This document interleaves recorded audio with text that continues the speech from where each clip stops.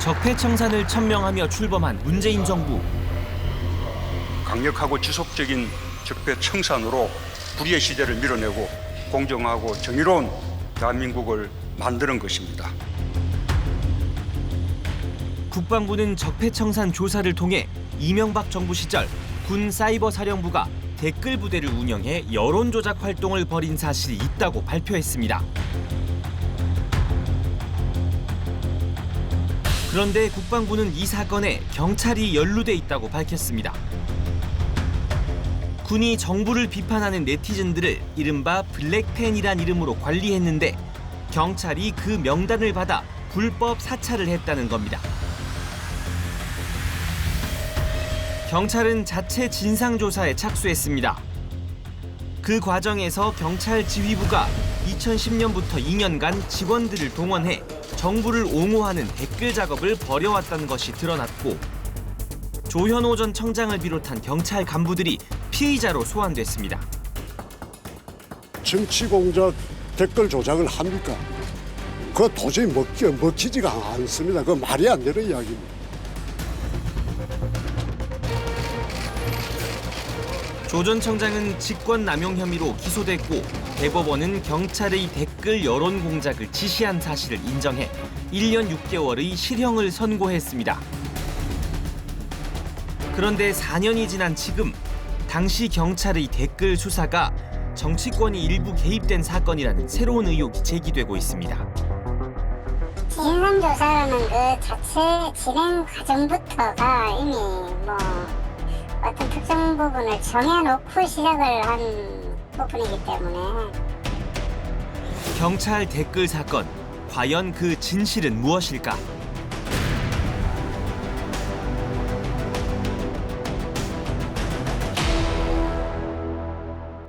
이명박 정부 시절에 정부 정책을 옹호하는 댓글을 부하 직원에게 달게 했다는 혐의로 문재인 정부 초기 조현오 전 경찰청장 등 고위 경찰 간부들이 줄줄이 재판에 넘겨졌는데요. 4년이 지난 지금 댓글 수사를 다시 이야기하는 이유는 이 사건이 사전에 기획된 정황이 발견됐기 때문입니다. 이 내용을 취재한 이재중 기자 나와 있습니다. 이 기자, 경찰의 댓글 사건 수사에 어떤 의혹이 지금 불거져 있는 거죠? 네, 이 경찰 고위 간부들에 대한 수사 착수와 기소 그리고 이 재판이 진행되는 과정에서 이 미심쩍은 이 정황들이 이어지고 있습니다. 네. 저희 취재진은 우선 약 4만 쪽에 이르는 이 사건 수사 기록 전체를 입수를 했습니다. 먼저 이 수사가 왜 시작이 됐는지 그 배경과 함께 이 수사로 인해서 억울하게 누명을 쓴 한 경찰관을 취재했습니다. 지난 2018년 2월 국방부 블랙팬 리스트의 경찰 연루 의혹이 불거진 후 경찰은 진상조사팀을 꾸려 33일간 대대적인 조사를 진행했습니다. 당시 문재인 정부의 적폐청산 기조 속에서 국정원, 국방부에 대한 댓글 수사가 진행되고 있었지만 경찰 내부에선 큰 문제가 없을 거라고 생각했다고 합니다. 우리 입장에서는 너 크게 내가 잘못한 것도 없는데? 그래 조사해봐. 뭔데? 이런 식이었죠. 크게 우리가 막 위축되고 이런 건 없었어요. 조사할 때도 괜히 좀 뭔가 또 하나 긁어내려면 피착기 하나보다 조용히 넘어가겠지라고 처음에 생각을 했었죠. 국방부는 블랙팬 명단을 건네받은 인물로 한 경찰을 지목했습니다.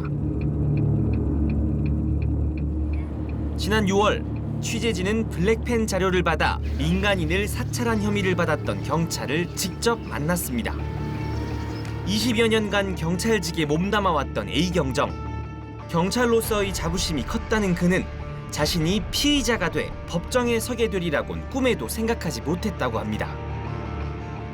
밤낮이 없이 일만 하다가 참 이게 겪지 못할 어떤 일을 겪고 나니까는 모든 게 다 심신이 피곤하고 괴로워서요. 이게 과연 내가 그렇게 조국을 위하고 나라를 위해서 일을 했던 사람이 맞나. 억울한 것보다도 참담한 심정이죠 뭐. 당시 A경정은 사이버상에서 국가보안법을 위반한 사건을 수사하고 관련 게시물이나 사이트를 차단, 관리하는 보안 수사 업무를 맡고 있었습니다. 같은 보안 업무를 보는 군 측에서 가끔 협조 자료를 보내왔는데 그게 바로 블랙팬 명단이었다는 겁니다. 가끔 가다가 이제 저한테 이제 이메일이 들어왔어요. 이메일로 자료를 주는데 내용을 이렇게 읽어보면 이미 우리가 알고 있는 내용이고 또 그 자체가 다 오픈되어 있는 자료를 캡처해가지고 이 이미지 스크린 한 내용들을 담아서 이제 뭐 여기가 뭐 어디 게시돼 있다 하는 식으로. 이메일로 아이디, 닉네임 등을 제공받았지만 특별할 것 없는, 활용할 가치가 없는 자료였다는 A경정. 그렇기 때문에 그 자료를 수사에 활용한 적도 없다고 했습니다. A경정은 자신의 결백을 밝히기 위해 해당 자료를 USB에 담아 직접 경찰 진상조사팀에 넘겼다고 했습니다. USB까지 제공을 했더니 이 글을 무슨 그 몇 년 동안에 1000몇 개 중에서 경찰에서 한 게 한 개 또 뭐 몇 개가 겹친다 해가지고 그것이 그 자료 받았다고 발표하는 사람들이 어디 있어요. 이 내용은 이렇다는 그대로만 해달라. 그 마음으로 줬더니 그게 완전히 이제 번번사실로 돼버리고. 취재진이 입수한 당시 진상조사팀 보고서입니다. 확인 결과 국방부가 약 2년간 협조 명목으로 경찰에 보냈다고 주장하는 자료는 총 1646건. 그중 A경정과 동료들이 한 내사 기록과 겹치는 건 단 한 건이라고 적혀 있습니다. A경정과 함께 해당 사건을 내사한 동료 경찰은 이 한 건조차 국방부 자료를 사용한 내사가 아니라고 증언했습니다. 리스트 겹쳤으면 수십 건이 되지. 그게 제가 내사한 것 중에서 그거 한 건만 겹칠 리가 없잖아요. 그걸 수사하다 보면은 아이디 여러 개를 돌려 쓰는 사람들이 많아서 뭐 겹치는 사람들도 많고 입건됐었던 사람들도 많고 뭐 그래요. 그 겹치는 게 별로 특이한 일이 아니네요. 그렇죠. 뭐 올리는 사람이 올리다 보니까 댓글을 뭐 수백 개를 달렸다고 해도 네. 막상 사실조회 해보면은 뭐 한 4-5명 뭐 요 정도 선이라서 다 뭐 겹친다고 보셔도 돼요. 조사를 받았던 또 다른 보안경찰 역시 평소 인터넷 검색을 통해 국가보안법 위반 혐의자를 찾아내는 보안경찰의 업무상 타기관이 파악한 명단과 경찰의 수사 대상이 중복되는 건 충분히 있을 수 있는 일이라고 했습니다. 먼저 선정하고 먼저 발견하는 사람이 어떻게 보면은 뭐 거의 주도권을 갖고 있는 사이버 공간은 그래요, 하여튼. 그래서 뭐 기무사라고 특별하고 국정원이라서 우리보다 낫고 뭐 경찰이라서 더 특별하고 이런 게 전혀 없었어요. 그거는 뭐 누구나 그냥 선점할 수 있는 거예요, 사이버 공간은. 조사팀이 작성한 결과 보고서에는 군 사이버사와 경찰의 업무 공조가 확인되지 않았고 당시 근무자들이 블랙팬 자료를 전달받아 내사나 통신 조회를 한 사실이 없다고 진술한 내용이 담겨 있습니다. 우리가 원칙대로 다 했죠. 원칙대로 다 하고 실제로 블랙팬 리스트를 받긴 받았어요. 결론은 불법 사찰, 그거는 혐의 없다. 이렇게 마무리를 지었습니다. 그런데 진상조사가 끝날 무렵 A경정에 대한 새로운 혐의가 제기됐습니다. A경정이 개인적으로 보안 프로그램을 사용해 인터넷 사용자들을 불법 감청했다는 겁니다. 장비는 수사 장비였죠. 수사 장비였는데 어느 날 알 것 없이 최고의 어떤 수사 기밀이 유지되고 해야 되는 뭐 그런 파트 아닙니까? 근데 그거 자체가 뭐 불법 장비라고 이제 규정을 했고 단정을 짓고 규정을 하니까 그걸 가지고 이 일을 한 거는 전부 다 불법화가 돼버리는 거죠. 그렇게 이제 불법이 행위를 한 사람으로 돼버리는 거죠. 불법 감청에 사용된 것으로 지목된 프로그램의 실체는 무엇일까? 프로그램을 개발한 보안업체 측 변호사를 만나 이야기를 들어봤습니다. 그런 거를 의뢰를 했고 실제로 프로그램을 만들었고 경찰들을 불러서 교육을 했어요. 그 수사를 하면서 확인이 된 거는 이 장비가 처음 도입이 된 게 2004년도였어요. 해당 프로그램은 경찰청 보안국이 2004년 노무현 정부 때부터 줄곧 사용해오던 수사 장비였단 겁니다. 자연스럽게 어떤 혐의 사실이 나와서 혹은 명백한 범죄에 대한 의심이 있어서 수사를 했다기보다는 어떻게든 이거를 결과물을 만들어내지 않으면 안 된다는 거에 대한 압박을 좀 받고 있는 것 같다, 이런 생각은 되게 많이 들었거든요. 취재진은 당시 수사팀에게 A 경정을 별건으로 수사한 이유를 물어봤습니다. 이 자료가 어쨌든 간에 넘어왔거나 수사가 시작되는 단계가 있었을 텐데. 시작하는 단계를 내가 관여를 한 바가 없어서 답변을 못 드리겠다는 얘기고요. 네, 제가 알고 있는데 말씀을 안 드리는 게 아니라 모르는 걸 말씀드립니다. 결국 블랙팬 사찰 혐의는 사라지고 갑자기 등장한 불법 감청 혐의로만 재판에 넘겨진 A 경정. 그리고 지난 1월 항소심은 보안 프로그램을 통해 취득한 정보가 감청의 대상에 해당되지 않는다는 점을 들어 A 경정에게 무죄를 선고했습니다. 그토록 기다렸던 판결이지만 A 경정은 기쁨보다 참담함이 더 크다고 토로합니다. 어느 한 국가든지 국가 안보가 무너지고 나면 뭐가 있습니까? 아무것도 없잖아요. 보안경찰이 입문할 때부터 보안경찰은 국가 안보를 수호하는 최후의 보루다, 이 소리만 듣고 거기에서 사명 완수하라는 이 명감은 받았지. 진짜로. 그래서 자꾸 말하고 싶지도 않고 막 생각하면 정신적 충격 아니에요. 그게 그런 게 더 크다는 거죠.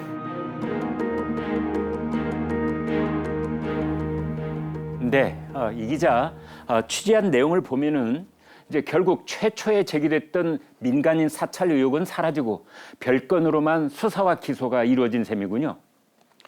네, 그렇습니다. 이 경찰 자체 조사 결과 이 보안경찰은 국방부의 자료를 이용해 민간인을 사찰한 적이 없는 것으로 확인이 됐습니다. 네. 하지만 이 조사 말미 전혀 상관이 없는 다른 혐의가 씌워져서 재판에 넘겨졌고 결국 항소심에서 무죄가 선고됐습니다. 그렇군요. 경찰의 댓글 사건도 이 보안경찰에게 씌워진 별건 혐의와 마찬가지로 갑자기 등장했다, 이런 의혹이 제기되고 있죠. 네, 그렇습니다. 경찰의 댓글 공작 의혹이 제기된 배경과 그 수사 과정에서의 문제점을 추적했습니다. 진상조사팀의 조사가 종료된 바로 다음 날, 경찰은 관련 의혹에 대해 경찰청 차장을 단장으로 대규모 특별수사단을 꾸려 수사에 나섰습니다. 경찰 관계자는 이렇게 자체 진상조사가 끝나자마자 특별수사로 전환하는 건 이례적인 일이라고 했습니다. 제가 알기로는 저도 경찰 생활 10년 했지만 처음으로 알고 있어요. 그 경찰 단계에서 이렇게 조사를 하다가 특별수사단이 꾸려진 거는 이게 어차피 새로운 정부에서 맘먹고 좀 하는 거니까 무혐의로 끝나진 않을 테고 뭐 징계라도 좀 먹을 수도 있겠다 정도 생각은 했었거든요. 근데 수사가 대대적으로 시작되니까 깜짝 놀랐죠.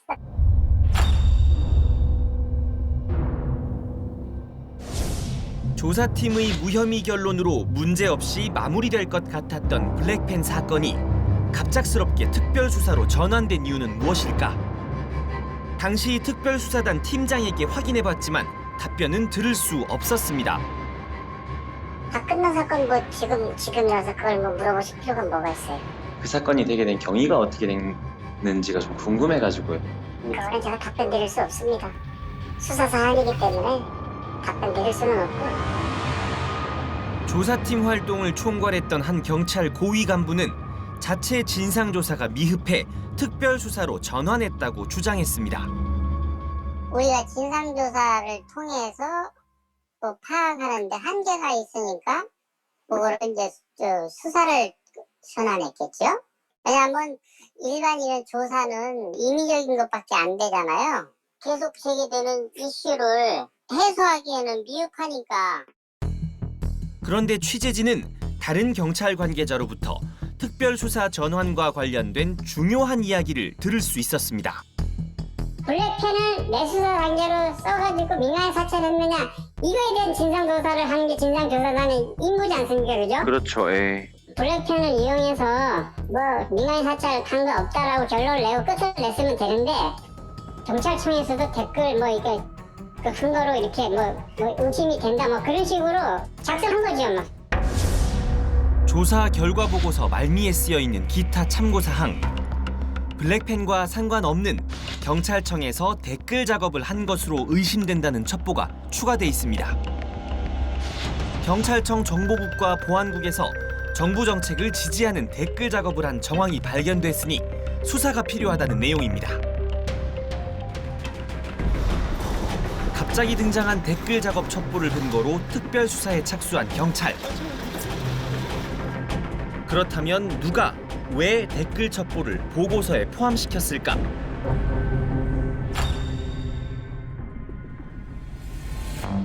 우리가 모르는 기타 참고, 기타 의혹, 참고 의견이라는 걸 두 쪽이 되는 걸 붙어서 다시 내려왔어요. 거기에 보면 해킹 의혹 있고 그리고 댓글도 했다. 우리 진상조사의 범위를 넘어서는 거죠. 경찰청 자체 조사팀의 조사 대상과 범위가 아니었던 댓글 첩보가 갑자기 포함됐다는 보고서. 일부 조사팀원들은 나중에 이 사실을 알고 서명을 거부했다고 했습니다. 경찰청의 댓글 작업 의혹도 우리가 진상조사를 하면 되는 거였죠.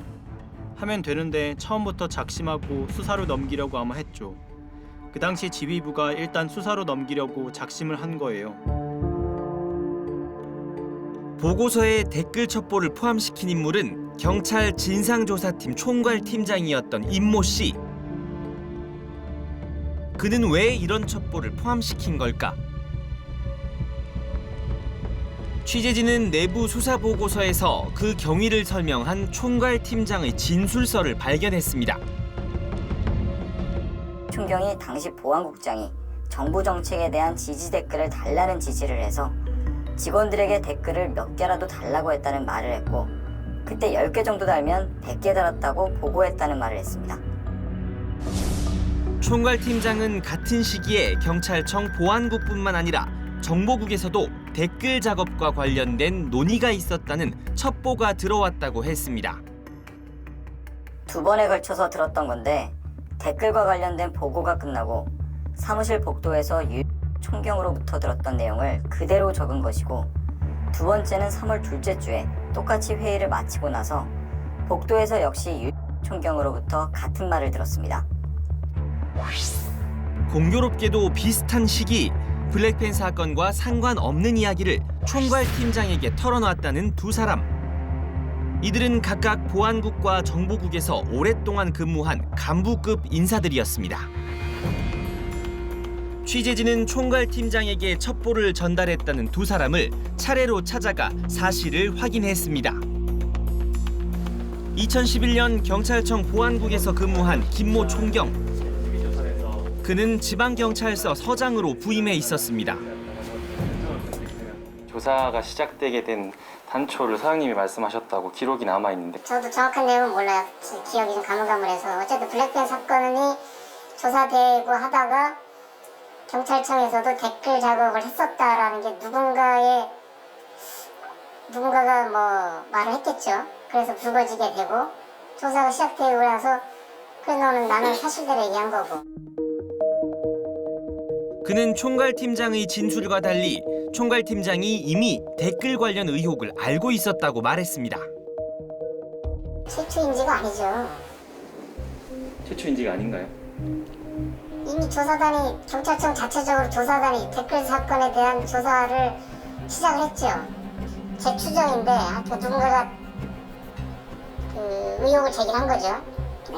그래서 블랙펜하고 별개로 경찰청 댓글 작업에 대한 그 진상조사단이 자체적으로 구성이 된 거예요.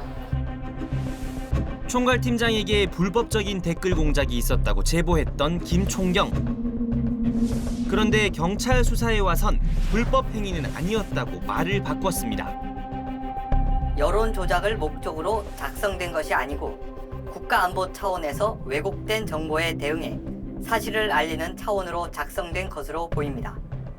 그때의 활동들은 사이버상에서 벌어지는 안보와 관련된 문제에 있어 잘못된 내용을 바로잡기 위한 목적이었지, 여론 조작과 같이 부정한 목적으로 한 것이 절대 아니었다라는 것을 강조하고 싶습니다. 총괄팀장에게 정보국에서도 댓글 작업 논의가 있었다고 제보한 인물도 찾아갔습니다. 최초에 이제 블랙팬 사건 진상조사단 꾸려질 때 저희 과장님께서 진상조사단 총괄팀장님한테 그 댓글 관련해서 말씀하신 게 있더라고요. 죄송합니다. 근데 워낙 오래된 일이어서 뭐라고 했는지 어떤 일이 있었는지 제가 구체적으로 기억을 하지는 못하겠네요. 댓글 작업 관련해서 이렇게 소위 이제 이게 제보 형식으로 말씀하신 게 돼서 수사단이 출범하게 된 걸로 제가 수사 기록을 보니까 그렇게 되어 있는데 제가 어떤 건지 정확하게 제가 알지는 못하고요. 그 당시에 제가 과장 어떤 대화를 나눴는지 또 과거에 어떤 기억이 있었는지 제가 기억 자체가 정확하지 않기 때문에 제가 말씀을 드릴 수 없다고 하는 겁니다. 댓글 사건 수사의 발단이 된 총괄팀장의 보고서와 이들의 말은 달랐습니다. 그렇다면 수사로 전환된 뒤 그 과정은 어땠을까? 당시 외부 사무실까지 빌려 약 7개월 동안 수사를 벌인 경찰. 그런데 특별수사단에 소환됐던 사람들은 수사 과정에서 이상한 느낌을 받았다고 했습니다. 조사받다가 오늘 더 이상 조사를 못하겠다는 이제 본인이 생각했던 거하고 너무 다른 방향으로 조사가 이제 방식이라든가 그런 분위기가 또 흘러가니까 그래서 조사 중단하고 다음에 다시 날짜를 잡아달라 그렇게 하셨던 분도 있다고 들었거든요. 그러니까 전반적으로 좀 이게 왜 이렇게 사람을 결론을 정해놓고 가는 거 아니냐.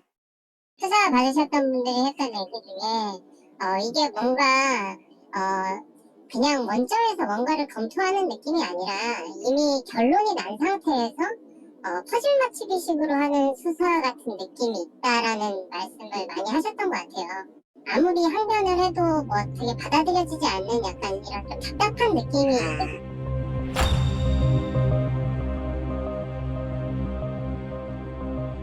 취재진은 댓글 의혹과 관련해 참고인 조사를 받았던 사람들을 수소문해 확인해 봤습니다. 너무 오래돼서 아니 진짜 아니 팀장님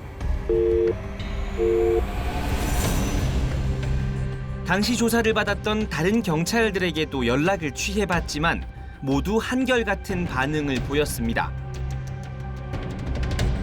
참고인이지 않습니까? 어쨌든 저희 신문자들은 참고인 신분으로 가서 조사를 받은 건데 경찰 조사 단계에서 이제 여기서 진술을 잘못하면 너도 입건될 수 있다. 그러니까 너도 피의자가 될 수 있다.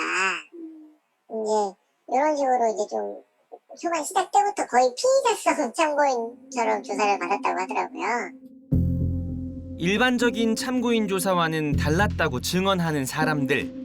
유독 댓글 의혹에 대해서만 압박 수사가 이루어졌다는 주장입니다. 이 같은 수사 분위기는 경찰청 간부 회의에서도 논란이 됐다고 합니다. 말은 않지만 제가 이건 아닌 것 같다. 저도 그랬더니 그럼 어떡하냐고 이미 했는데 나와 있는 거 하나만 가지고서 해야지. 없으면 자꾸 파가지고 나올 때까지 캐는 건 임대한 기우제하는 거랑 똑같잖아요. 취재진이 수사 단계에 작성된 조서와 법정 진술을 비교해보니 댓글 의혹에 대해 핵심 증언을 했던 경찰들이 재판에 증인으로 출석해선 진술을 번복하는 경우가 많았습니다. 제가 한국 갔습니다.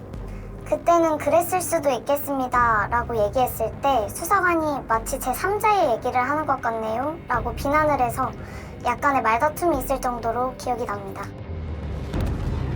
때에 따라서는 좀 언쟁도 있었는데 그럴 때는 분위기가 아주 불편해지는 부분도 있었습니다. 그 과정에서 증인이 하고 싶은 이야기가 다 조서에 반영되지 않았지요? 네. 한 경찰은 당시 심한 압박감 때문에 자포자기한 심정으로 댓글에 대한 거짓 증언을 했다고도 했습니다. 다시 소환 조사를 받기 싫었습니다. 자포자기하는 심정으로 저는 경찰을 그만둘 것까지도 생각을 했기 때문에 무조건 그냥 수사관이 의도하는 바대로 진술했던 부분은 있습니다. 이래서 그런 극단적인 선택도 하는구나 할 만큼의 자괴감이 같은 경찰관으로서 많이 들었습니다. 수사 과정에선 기본 업무보다 댓글 작업이 가장 우선시됐다고 진술했지만 법정에선 번복했습니다. 그렇지 않습니다. 아무래도 그 당시에 제가 어떤 식으로 진술했는지는 지금도 전혀. 뭔가 그 수사관이 원하는 방향으로 진술을 빨리 하고 끝냈으면 하는 바람이 컸던 것 같습니다. 사실은 댓글 작업이 우선인 적은 없었습니다. 보수 성향의 인터넷 카페에 가입해 댓글 참여 유도글을 게시했다고 진술했던 한 보안국 경찰도 재판 과정에서 진술을 뒤집었습니다. 그 부분이 제가 조금 애매했던 부분이 있는데 저도 논의를 했던 기억은 확실하게 있습니다. 그런데 우리가 그 시행을 안 했기 때문에 아마 과정상 한두 건 시범상으로 올려봤을 수도 있고 시행 자체를 안 했기 때문에 그것이 계획적으로 이루어진 것은 아니라고 생각을 합니다.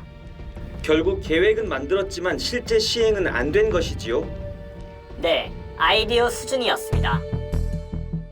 현재 댓글 사건으로 항소심 재판을 받고 있는 황성찬 전 보안국장. 황 전 국장 역시 조사 과정에서 상당한 압박을 받았다고 털어놓았습니다.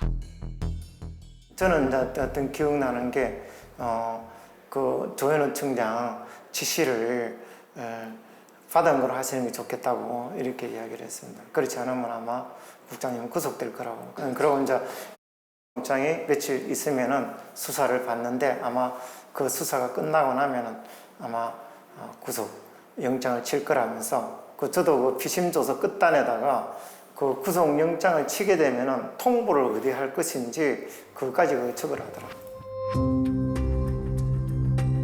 경찰 수사에서 황 전 국장이 쓴 자필 조서입니다.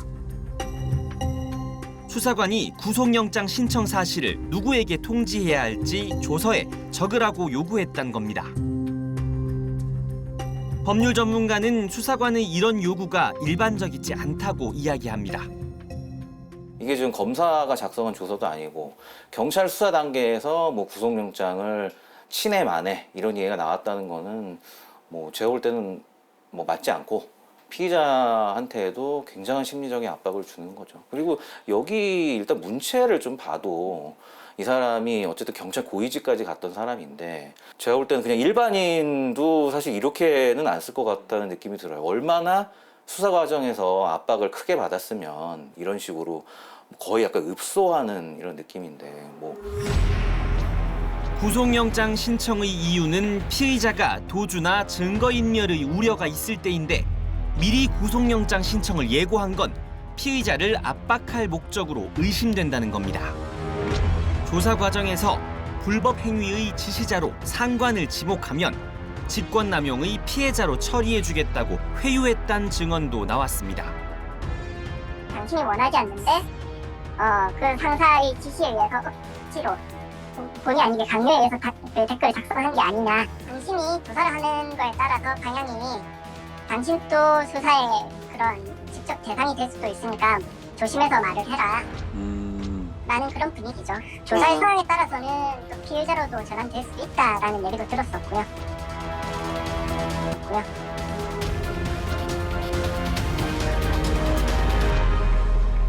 네, 이 기자, 그러니까 직권남용의 피해자로 처리를 해줄 터이니 불법행위 지시자로 상관을 지목해라.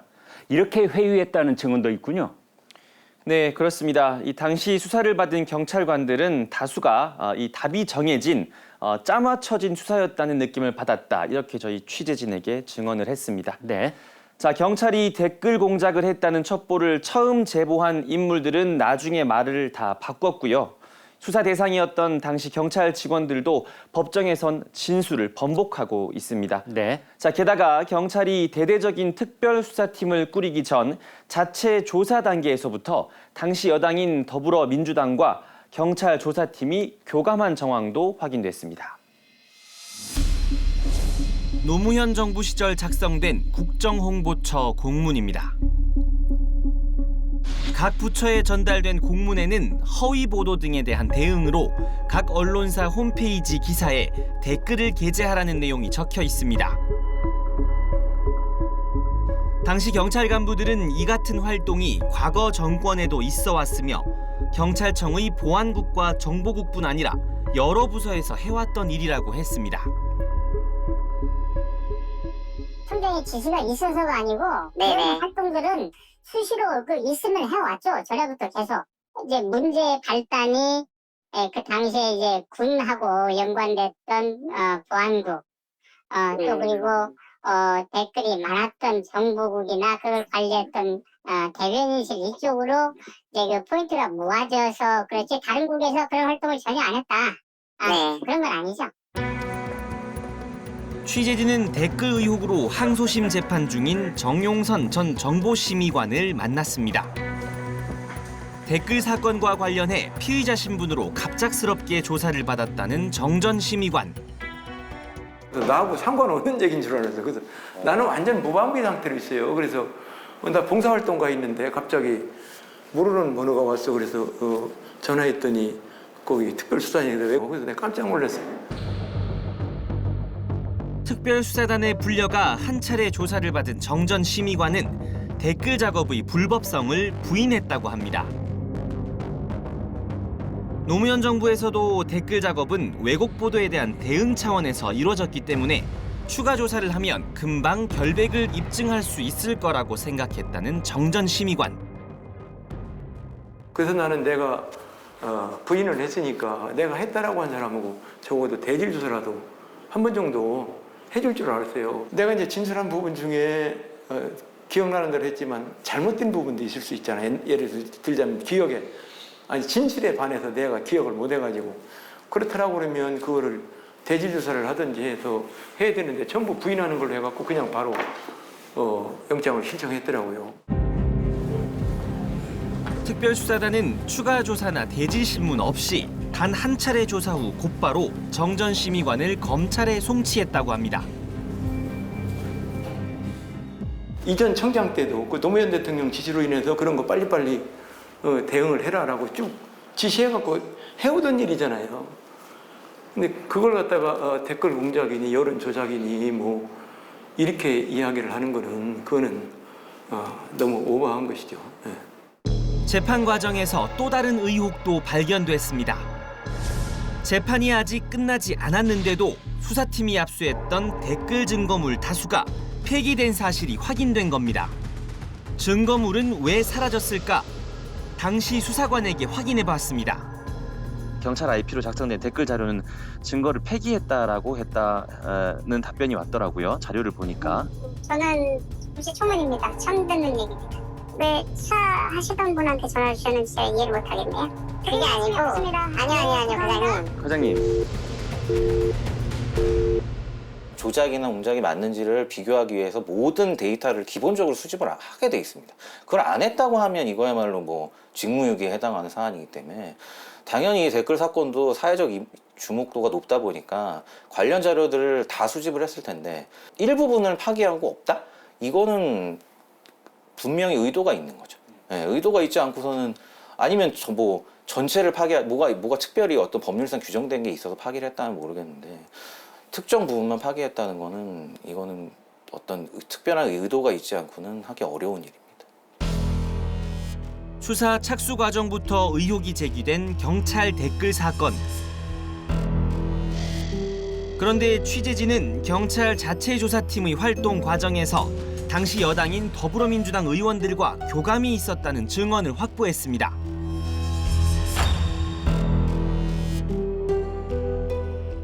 처음부터 여의도 쪽하고 그 당시 윗선에서 이철희 의원하고 계속적으로 이렇게 해요. 특별수사 전환의 근거가 된 자체 진상조사 결과가 외부로 유출된 의혹도 있습니다.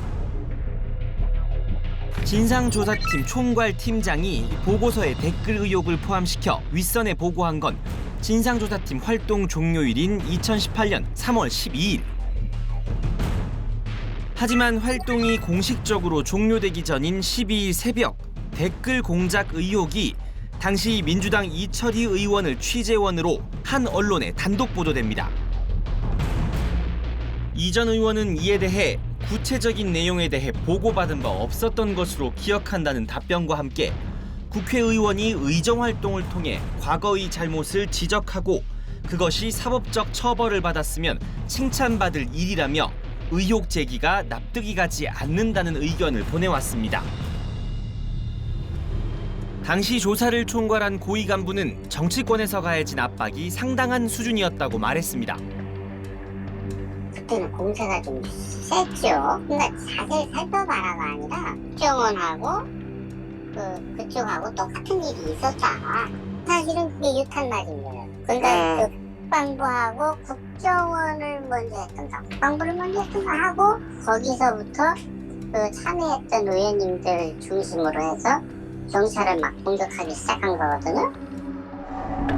취재진은 수사자료 속에서 정치권과의 교감을 암시하는 진상조사팀 총괄팀장의 진술을 발견했습니다. 제가 그 문건을 본 게 2월 22일이거나 23일 아침인데 이상하다는 정도는 생각했습니다. 그런데 3월 12일경 의원실에서 보좌관 박의 말을 들어보니 이는 문제가 될 수 있는 문건이라고 인식을 하게 됐습니다. 조사 과정에서 발견한 댓글 관련 문건을 두고 또 다른 여당 의원의 보좌관과 상의했다는 겁니다. 댓글 수사의 발단이 된 첩보 보고서를 작성한 총괄팀장이 해당 의원실에서 보좌관을 만난 건 3월 12일. 그날은 진상조사팀의 활동이 종료된 날로 별건 댓글 의혹이 포함된 공식 결과 보고서가 나오기 3일 전이었습니다. 취재진은 당시 총괄팀장이 만났던 보좌관을 수소문했습니다. 지난해 8월 한 공사의 감사로 임명된 박 전 보좌관. 안녕하세요. 저희 TV조선에서 나왔는데요. 상임 감사님 좀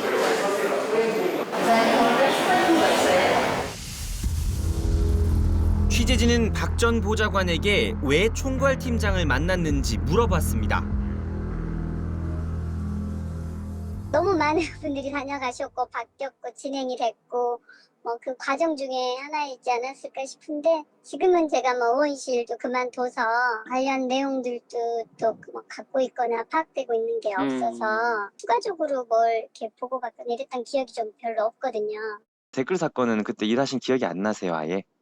그냥 경과를 중간중간 이야기를 하지 않았을까 싶은데 아웃풋으로 내온 게 없던 것 같거든요. 오래전 일이라 기억이 나지 않는다는 박 전 보좌관. 그렇다면 당시 사건과 관련된 경찰 가운데 국회를 출입한 인물이 또 있을까? 취재진은 조사와 수사가 진행됐던 2018년 1년간 경찰 관계자들의 국회 출장 기록을 입수해 전수조사했습니다. 그런데 뜻밖의 인물이 진상조사팀이 꾸려지기 일주일 전 같은 의원실을 방문한 기록이 발견됐습니다. 바로 진상조사 기간 중 총괄팀장에게 댓글 공작 첩보를 제보한 과거 정보국 소속 간부였습니다. 그는 또 왜 의원실을 방문한 걸까? 구체적으로 의원실에 가가지고 제가 댓글 관련해가지고 대화를 했는지는 제가 기억이 정확하지 않습니다. 하지만 그와 동행한 동료 경찰은 당시 의원실의 사건 진행 상황을 보고한 것으로 기억했습니다. 점점이 확대되는 식으로 그때 갔어요, 기억에. 그래서 저희가 보고 드렸을 때는 이미 수사단이 저희였으니까 저희가 보고 했겠죠, 아마. 그 수사 전에 우리가 조사를 어떤 식으로 했다던가 아니면 어떤 식으로 하겠다던가 약간 방향성이라던가 그런 거를 말씀드렸던 것 같은데. 지난 3일 취재진은 진상조사팀 총괄팀장에게도 별건인 댓글 의혹을 보고서에 포함시킨 경위와 조사가 진행 중임에도 여당 의원실을 방문한 이유를 묻기 위해 찾아갔습니다. 그러니까 의원실에서 뭐라고 할까 국회의원이 이제 우리 이제 경찰에 대해서 요구를 할 수가 있잖아요. 국회 요구자료도 있고 그런 과정에서 그 문건에 대해서 이제 다소 설명한 부분은 있긴 있는데 그러나 이제 그 문건에 설명한 부분이 있지만 그게 우리 조사와 관련은 없습니다. 당시 의원실을 방문한 건 국회 요구자료 때문이었을 뿐 진상조사 활동과는 관련이 없다고 입장을 밝힌 총괄팀장. 취재진은 정식으로 인터뷰를 요청했습니다. 잠깐만 좀 뭐 한 5분만 시간 내주시면. 어렵습니다. 더 이상은 제가 통화하기 어렵고 그래서 지금 뭐 자꾸 오셨다고 뭐 하셨다고 저희 현장에 있기 때문에 하는데 더 이상 시간을 때가 어렵습니다. 경찰 댓글 사건 수사에 얽힌 진실은 무엇일까? 지난달 19일 한 시민단체는 수사가 이루어진 지 4년 만에 문재인 전 대통령을 비롯한 정치인과 당시 경찰 관계자 등을 검찰에 고발했습니다. 2018년도에 있었던 문재인 정권에서의 경찰 댓글 사건과 관련하여 전 대통령이신 문재인 전 대통령과 그리고 이철희 전 의원 그리고 그 모 총경 또한 언론사 기자들을 저희가 위법 행위로 오늘 고발을 하기 위해서 이 자리에 섰습니다. 다음 날 취재진은 댓글 지시 혐의로 항소심 재판을 받고 있는 황성찬 전 보안국장을 다시 만났습니다. 제가 어떻게 보면 이렇게 설명할 수 있는 기회들이 거의 없었습니다. 거의 없었고 오직 본인이 조사관이 질문하는 내용에 대해서 답하는 위주로 하고 거기에 대해서 저렇게 설명을 하려고 그러면은 설명을 들어주질 않았더랬습니다. 자신이 기획수사의 표적이 됐다고 주장하는 황 전 국장. 그는 꼭 하고 싶은 말이 있다고 했습니다. 제가 이제 이 조사를 이래 받으러 가면서 지하철을 타고 가면서 생각한 게 있습니다. 어디 무슨 꼭 뭐 포수들이 딱 기다리고